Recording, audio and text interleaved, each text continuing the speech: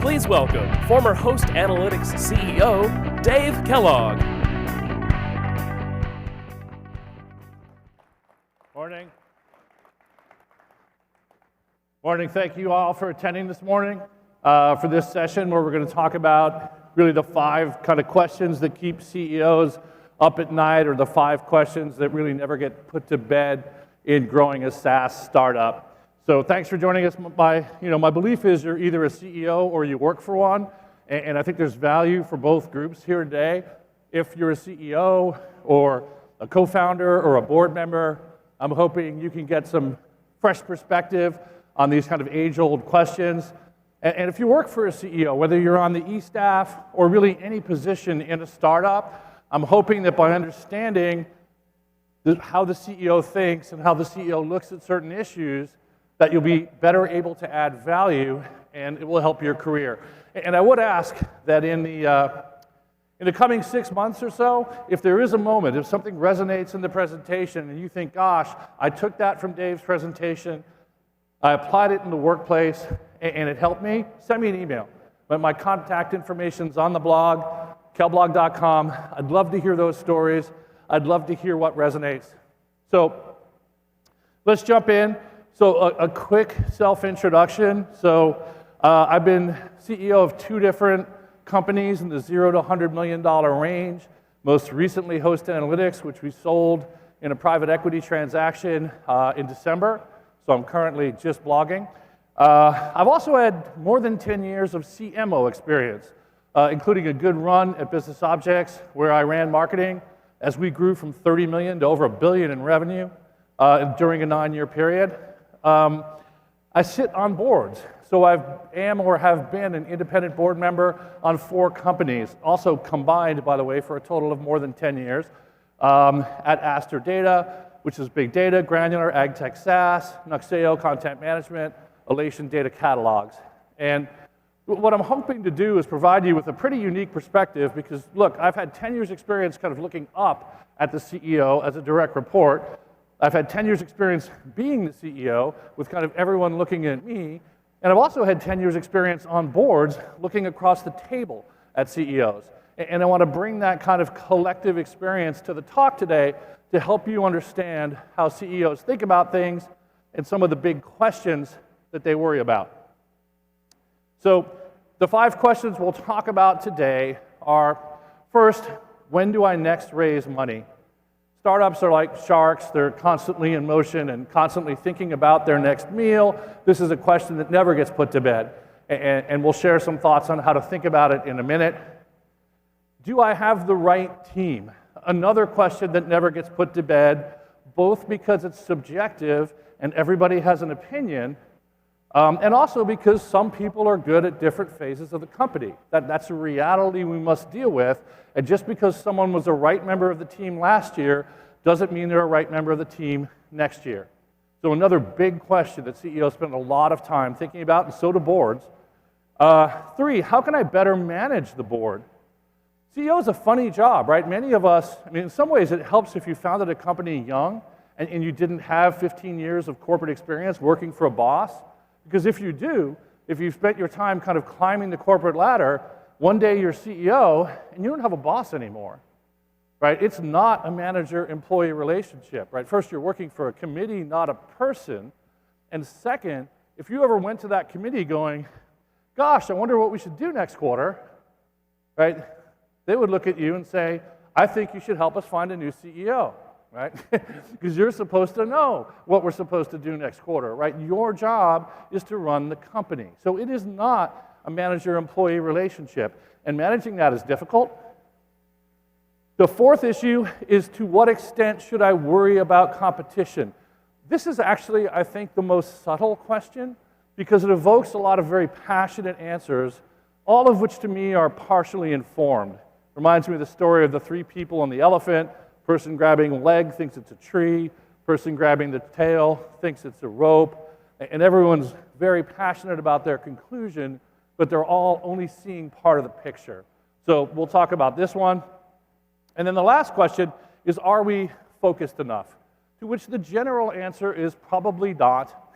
And the point we'll make is we need to separate kind of vision, which is kind of an end state goal for the company, from strategy, which is kind of a systematic path to get there. And that's the way to really think about that issue, to think about focus. So let's jump into the first question. When do I next raise money? Every CEO worries about this question all the time, okay?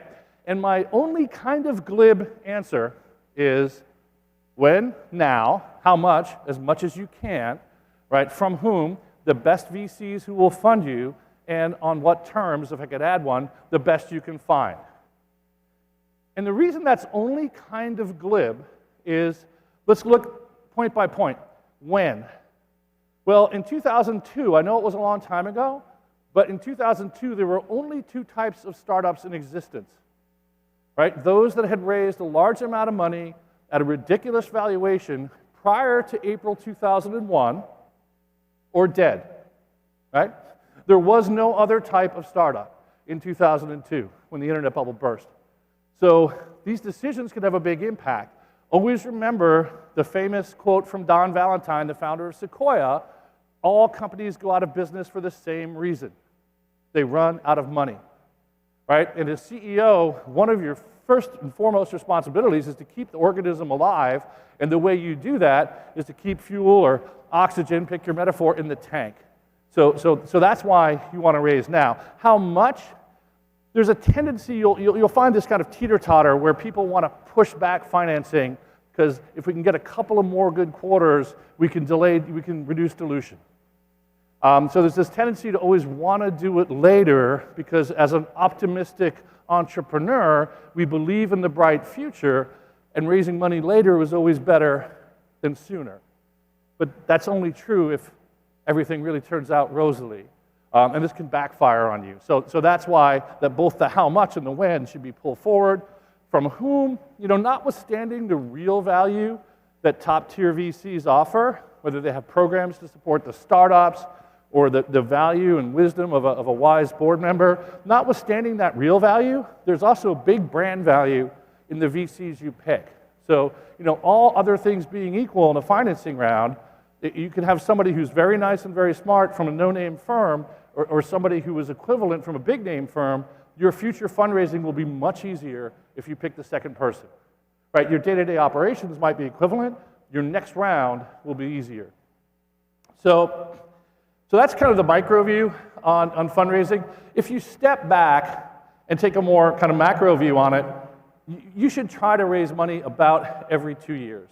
Why is this? Because unless you're blessed, and some people are blessed, they can make 5 phone calls and raise a $50 million round. But if you're not one of them, if you're not blessed and raising a round is going to be real work, say 3 to 6 months, there's a distraction factor on the CEO with all that time gone. So that's the one scale is saying big distraction. We can't do this every year. I can't spend a third to half my time raising money. On the other hand is the dilution argument, which is the later I raise money, I could do it at a higher valuation, get less dilution because the company will be bigger. So, and look, if you raise 3 years worth of money, there's a very strong argument that the portion of that capital needed in year 3 could have been raised at a higher valuation. So when you net all that out, you kind of come down to 2-year cycles. One interesting thing about this phenomenon is you can often take the size of somebody's round and divide it by 8 to 10 and get a pretty good approximation of their burn rate, because most people think in these terms. So how much money should we raise?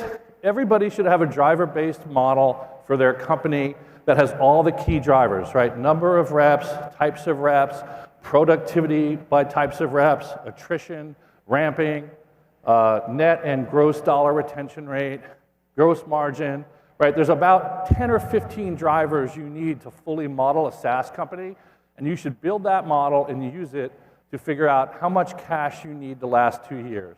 And not in your best scenario, but in an okay scenario.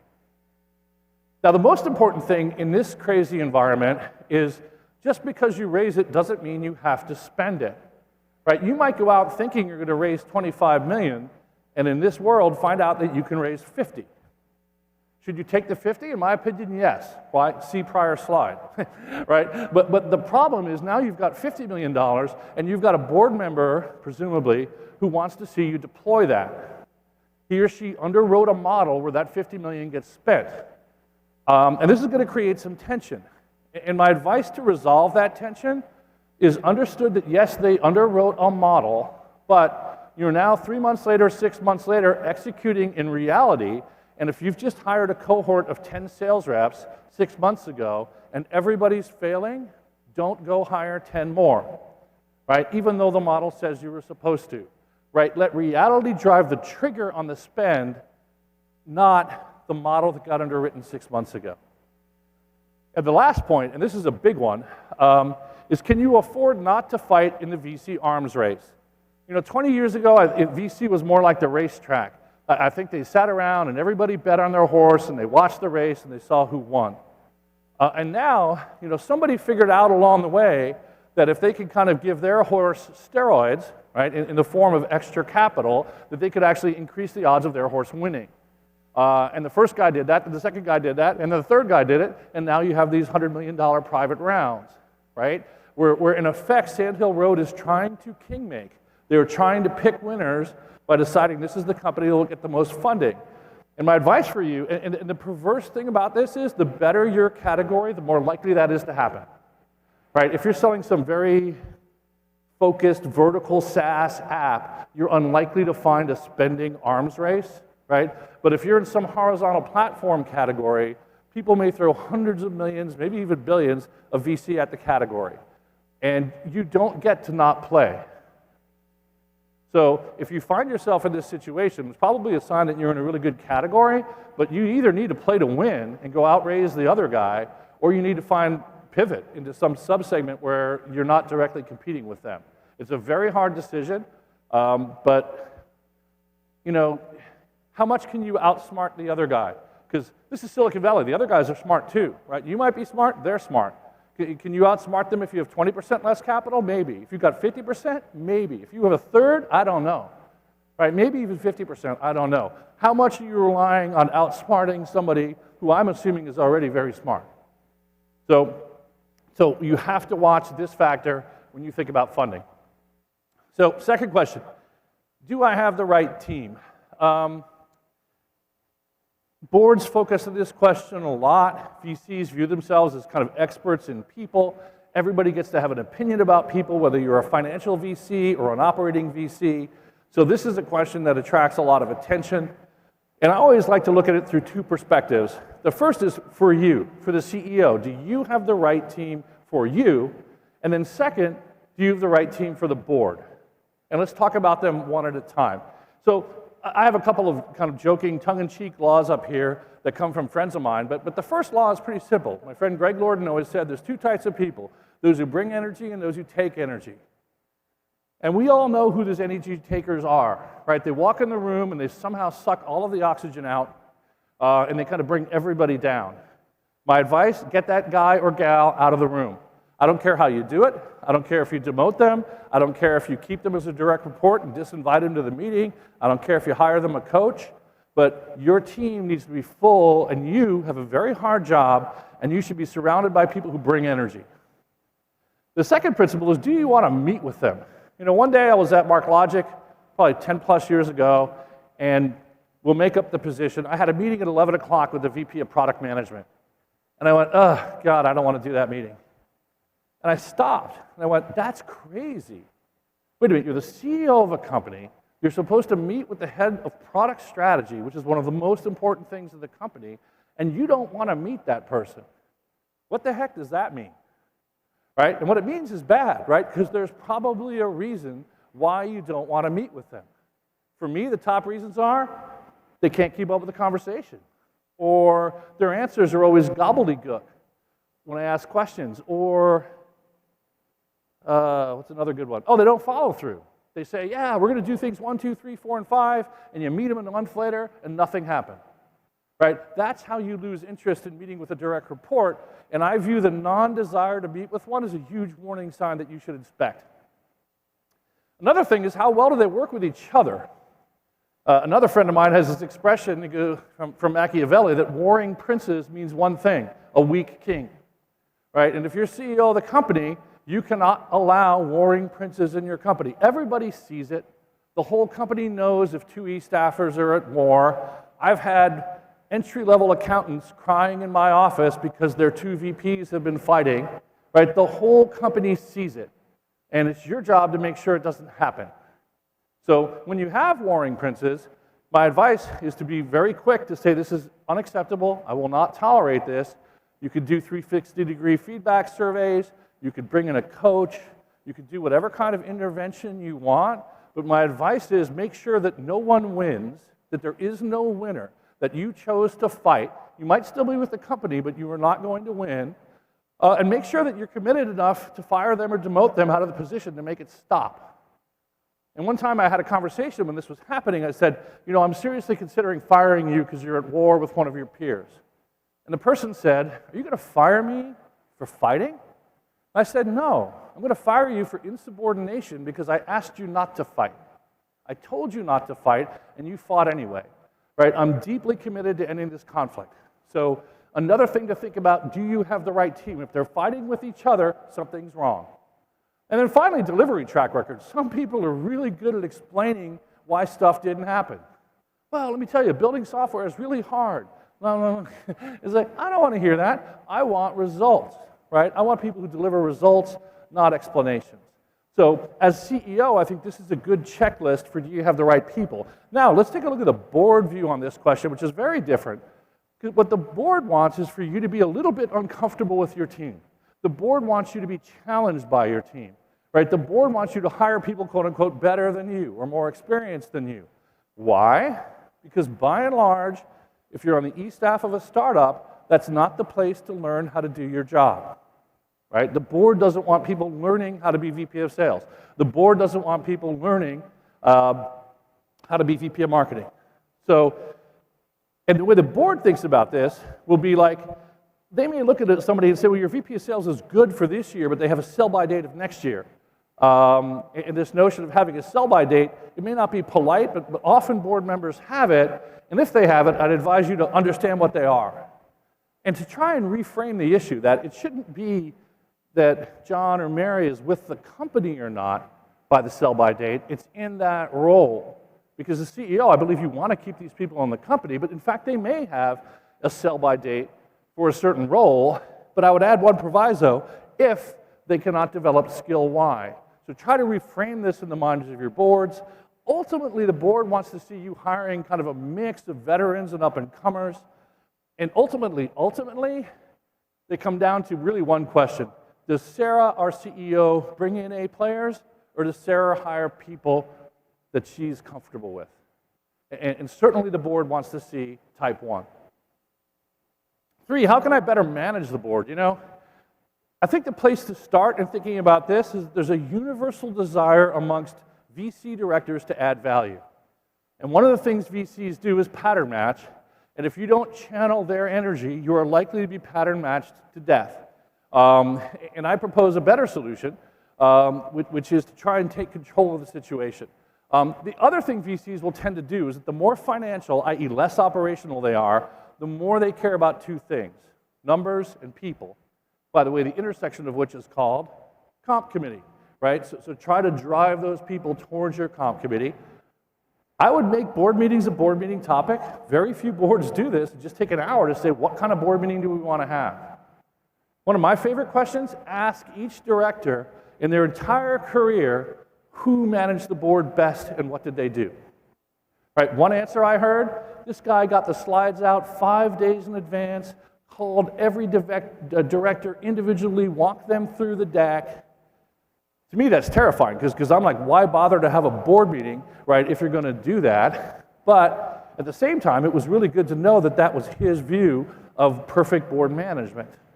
Right, the other thing, just as a quick aside there, if you're getting the board slides out 24 hours or less before the board meeting, you're not looking good, almost regardless. But what are the assumptions here? Are we assuming the board has read the slides or not before the meeting?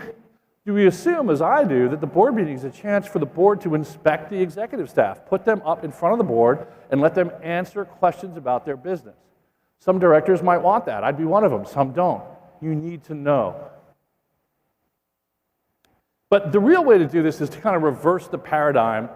And when I went to Berkeley many, many years ago, there was a local band called Psychotic Pineapple, and their big hit song was "The Devil Has Work for Idle Hands." And whenever they hit the chorus, everybody would go like this, and they'll put up their idle hands. And that's the way I think of the board, right? The devil has work for idle hands. If i.e., a good dog is a tired dog, right?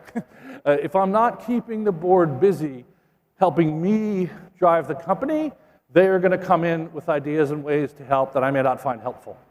So why not be proactive, right? At every board meeting, put up the pipeline. Who knows somebody? At every board meeting, look at the boards of the customers. Who went to business school? Some guy at this board. Hey, we're struggling with metrics. Which one of you is a great metrics-driven CFO? Right? Hey, who wants to make a committee with me to go solve this topic?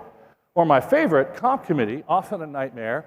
Can we reframe comp committee from this gauntlet that I need to run to a collaborative exercise where me and two board members are trying to make a proposal that appropriately rewards the executives and keeps them with the company, right? Get them working for you.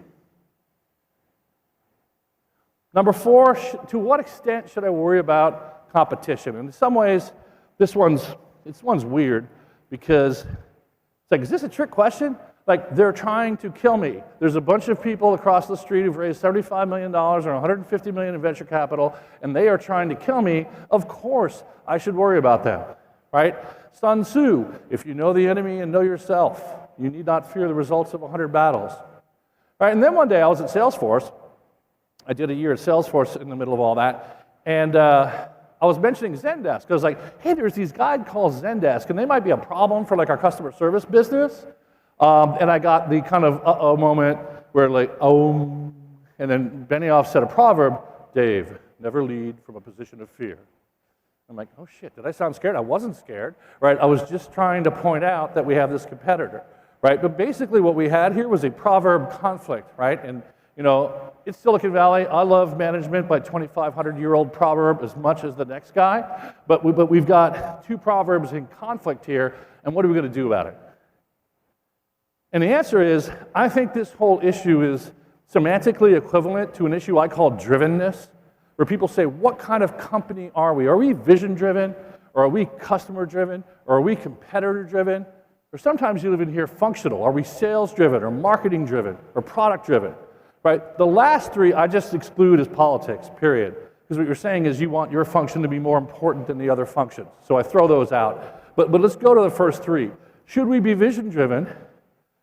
You know, what Mark would have said in that moment, we need to blaze our own path. Don't worry about the competition. You know, that's vision-driven. Should we be competitor-driven, right? Developing detailed plans for how we're going to kill competitors. Or should we be customer-driven? And the answer is avoid this fake either-or framing, which is you need to speak like you're vision-driven. So when you're talking to customers and analysts, the markets, talk about the desired end state. Talk about the vision. Don't talk about competition. When you're building your company culture, in my opinion, make it customer-driven. We want everyone to be genuinely concerned with and genuinely curious about customer problems and helping them solve them. And when you're building your strategy and setting goals, be competitor-driven. There's 5 guys trying to kill you. What's your plan to kill them back? Right? And who's going to own pieces of that plan? So to me, this is not a binary answer. It's we need to be all 3. And if you just, because I think the default answer in Silicon Valley is just focus on the vision, and that can be very dangerous. Because if you have competition who's focused on their vision and focused on killing you, it can be a fairly painful experience. So, you know, number 5, are we focused enough? And the default answer to this is probably not. There's an enormous number of factors that serve to defocus Silicon Valley companies, right? I mean, sadly, one of the worst answers for what are you going to do next year is more of what we did this year, right? Because we're in a 2% penetrated market that we think is a $10 billion TAM, and we don't need to add new products or add new anything. We just need to go grab share in this huge market. And people hate to hear that, right? So I think you need to understand that, because I think your first goal, if you are in a hard market, should be precisely that, to do more of what got us here next year. But what about the focus? And when I think about focus, I always go back to the movie Aladdin where the genie goes, right? Incredible cosmic power, itty bitty living space, right? And this is my paraphrasing of Jeffrey Moore with all due apology, which is startup strategy should be phenomenal cosmic vision, tightly focused execution, right? That's what you need to have. Keep the big, big vision. Don't lose sight of it.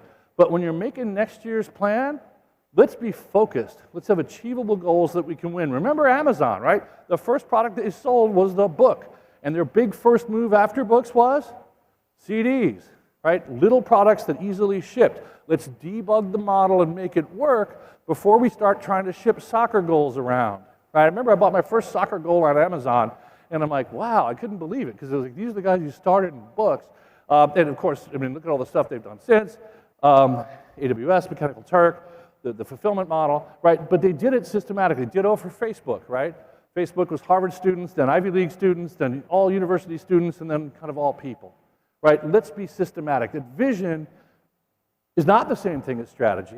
Vision is a view on how the world should be. It's an end state, and strategy is this systematic plan for getting there. Now, since we have time, I thought I'd throw in a bonus question, which is, are we winning? And I think this question is really important for your startup and for the morale of the people in it, because everybody wants to feel like they're at a company that's winning. And look, the board wants to feel like they're winning. Like, the number one cause of CEO death is misalignment with the board. So isn't it important to have these kind of big questions discussed with the board, whether those be about the team and about people's sell-by dates? Don't let those just sit in people's heads as assumption. Let's get them out on the table. Well, let's get another big thing out on the table. What is winning? And I first heard this question from a book called Strategy is Destiny by Robert Bergelman at Stanford. And his whole argument was pretty simple. If we say strategy is the plan to win, that immediately begets the question, what is winning? And that's a very healthy question to have between you and your board. And you may be surprised at the answers you get, particularly from founders, because sometimes they'll surprise you.